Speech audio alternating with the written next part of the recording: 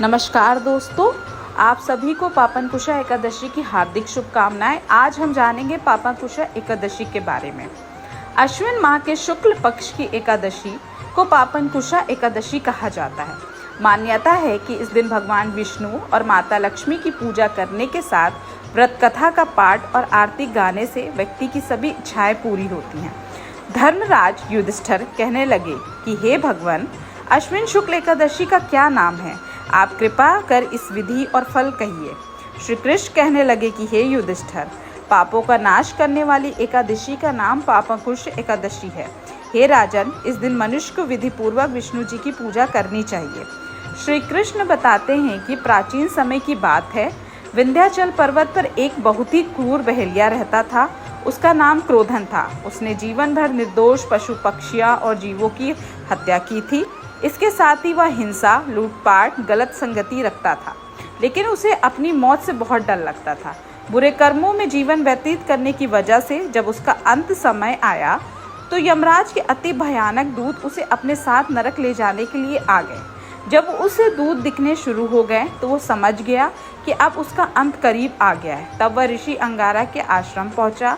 वहां जाकर उसने ऋषि से प्रार्थना की कि आप मेरी सहायता कीजिए।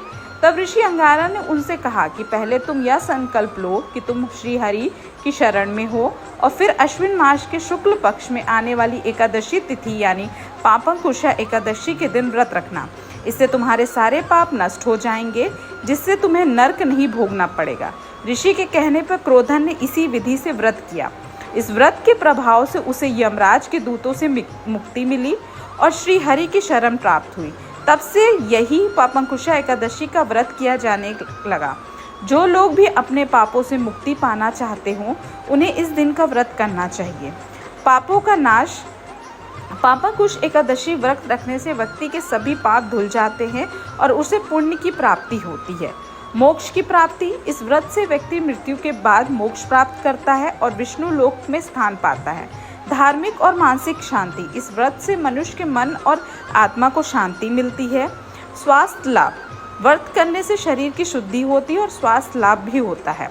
समृद्धि और सौभाग्य। जो लोग इस व्रत को करते हैं उनके घर में समृद्धि और सौभाग्य का आगमन होता है। इस व्रत रखने से हमें कुछ सीख भी मिलती है, जैसा कि सदा आचरण का महत्व। इस व्रत की कथा यह सिखाती है कि सदा आचरण और धर्म की राह पर चलना अनिवार्य है। बुरे कर्मों से मुक्ति पाने के लिए भगवान की भक्ति और व्रत का मार्ग सच्चा और शक्तिशाली है। आस्था और विश्वास। पापंकुश एकादशी यह दर्शाती है कि अगर व्यक्ति सच्चे हृदय से भगवान का स्मरण और उपासना करता है तो उसे मोक्ष और शांति अवश्य मिलती है। परिवर्तन की संभावना। जीवन में कितना भी बुरा समय क्यों ना हो, अच्छे कर्मों और भगवान की शरण में आकर व्यक्ति को अपने जीवन को बदल सकता है। आप सभी को धन्यवाद कि आपने पापंकुशा एकादशी के बारे में सुना। भगवान की कृपा हम सब पर